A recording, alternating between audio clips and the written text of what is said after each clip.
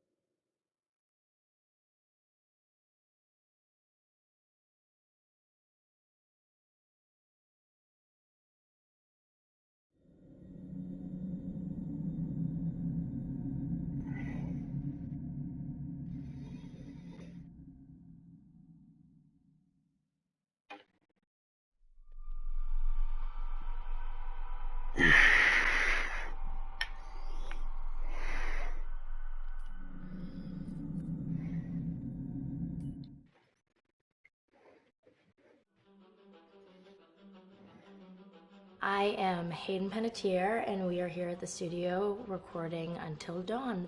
My name is Rami Malek, and I played Josh. My name is Megan Martin. My name is Brett Dalton. My name is Antonella Lentini, and I played Hannah and Beth. My name is Jordan Fisher, and I play the character Matthew, Matt for short. I'm Nicole Bloom, and I play Emily in the game. My name is Noah Fleiss. I am Galadriel Steinman, and I play Ashley.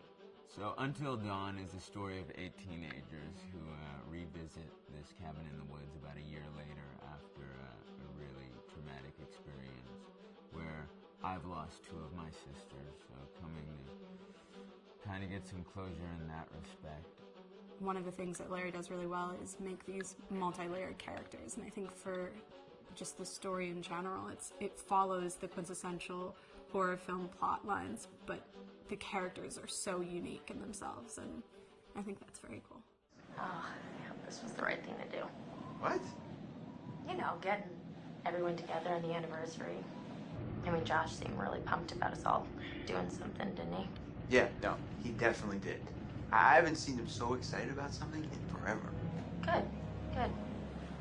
Sam and I have a few things in common, such as being huge lovers of animals, and she's a huge animal lover. She's vegan. She is a pacifist. I'm not quite sure if I'm gonna go as far as saying that I'm a pacifist, but she's spunky and cool. I know that she, I think, is made fun of a little bit by the rest of them who think that her morals and her beliefs in that area are a little ridiculous and they don't agree with them, but she doesn't care. It doesn't stop her from being herself, and that's something that I hope I have in common with her.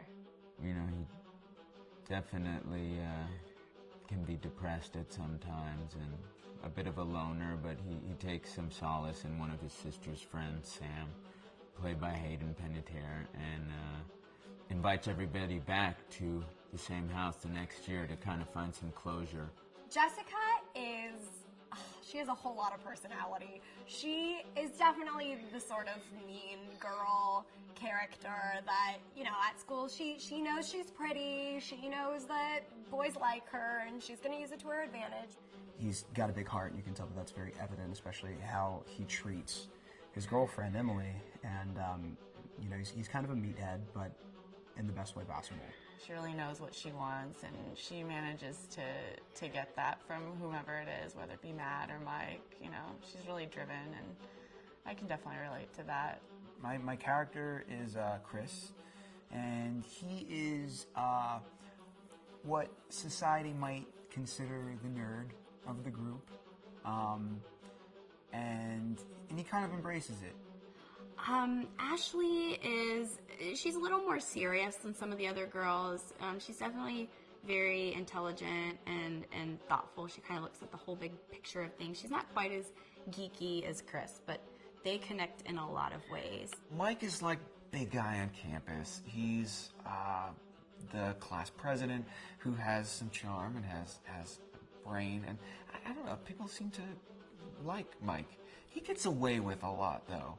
He can be kind of jerky. The fact that he really just kind of wants everyone to be happy, and he wants for he's a people pleaser, and I can definitely attest to being, you know, that guy. I'm always the friend that wants everybody to be happy and wants everybody to be taken care of, and that's definitely Matt. But also, like, this character is just so fun. I rarely get to play the bitch, and so it was really fun to do that. The spirit of things, seriously, what's wrong with you? I'm just trying to lighten the mood, Em. Don't be like that. Like what? The way you're being. You always get like this. I just think this is just the coolest thing to be a part of, and I just think it's going to take the world by storm. I really do. I think this genre is the wave of the future, and I think that once people see the potential behind it, of getting to interact with the drama that you're witnessing unfold in such a realistic way, that this is how entertainment's going to be from now on.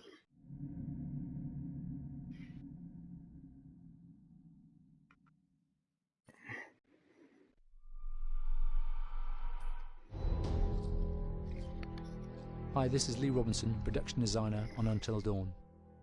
The production design for Until Dawn started with the great teen horror script that sets the characters in a Canadian winter mountain lodge, being a contemporary setting with visual clues derived from classic films of that genre, such as Hitchcock's Psycho and Stanley Kubrick's Shining.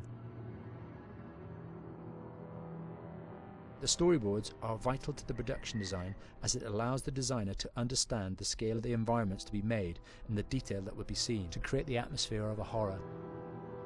This took us into concepts that took these storyboards further, visualizing the world through the color palette, the lighting, tone and the mood, and developing key locations such as the lodge, the cable car stations, the forests themselves, the wilderness. As you can see, the environments and atmospheres change quite a bit from warm and inviting to cold and threatening. The Millionaire's Mountain Lodge was a key example. It was designed to be made from nearby stone and timber, embedding it into the landscape, with a contrasting and contemporary interior needing to be opulent and extravagant. We created dark and claustrophobic corridors with ominous and large open spaces, almost cathedral-like in size, and with huge structures to silhouette and dwarf the characters within, providing a labyrinth to explore and wander. Each character was developed with a strong visual identity in mind, with contrasting colours, tones and silhouettes to identify them, each to have their own texture, pattern and shape, so that when they were lined up you could always identify them. The costume designs allowed a range of clothes that would suit them for the cold winter weather, but also have an element of style and individualism, so that the audience could look at them and relate, recognizing themselves within them. A lady would like to cuddle up with her man by a nice cozy fire bathed in atmospheric mood lighting. Right. It'll get plenty toasty once we're rubbing up against each other. Mike? Yeah. Fire and mood lighting. Yes. Working with the lighting artists, we really brought the look and feel of the world together, and this required a thorough understanding of the visual language of teen horror. A key scene was where all the characters emerge out of the rear of the lodge chasing Hannah. A contrast is evident straight away from the exterior wilderness to the warmth of the lodge. The attention to character lighting here is through the bounce and rim lighting, accented colours and composition, creating characters that come from the dark into the light and back again with an emotional effect. Guys, there's someone outside. What the hell? Hannah! What's going on? Where's my sister going? It's fine. She just can't take a joke. It was just a prank, Han.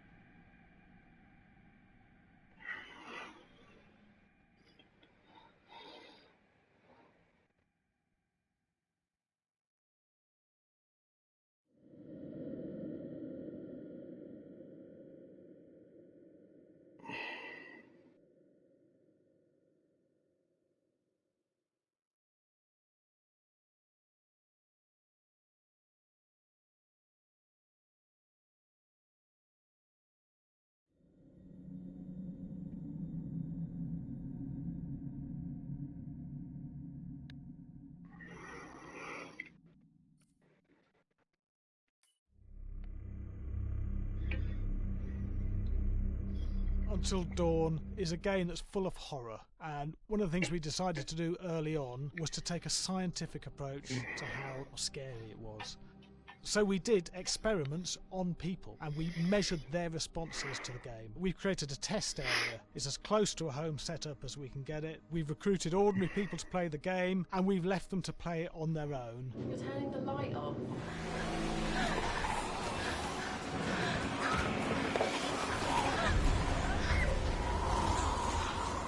The only difference is it's rigged with cameras and microphones that relay the data through to the next room where people are watching them play. Bracelet here we use for biometric testing. It measures the player's emotional response. It's called a galvanic response sensor. It makes contact with the user's skin and it measures the electrical conductivity across their skin. It's the same principle as an old-fashioned lie detector. When you're stressed, you sweat a little, very sensitive, and picks up tiny changes if the player is feeling anxious or scared. That data's fed back to a testing team, comes through as a graph. I'm so sorry.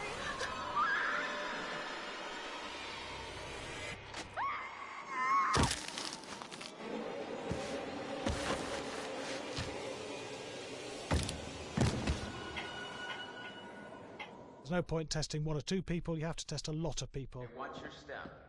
When we have a scare that's consistently has a measurable emotional response, then we knew it was good. If it didn't have that, it goes back to the team for improvement. The data doesn't tell us what's wrong with the scare, it only tells us if it's working or not. Wait, okay, so you hear that too, right? Josh. Here we have a chapter relatively early in the game. Weirdly regular. Nothing regular about it. We have to create tension and anxiety in the player so they are ready to receive the scare.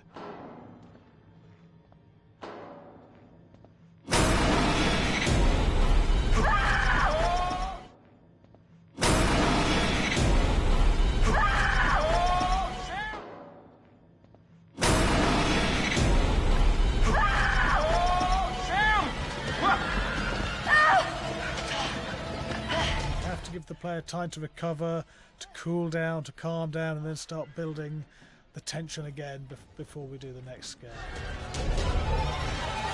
Hey. What? Hey. What the hell? Ooh, you just got mugged.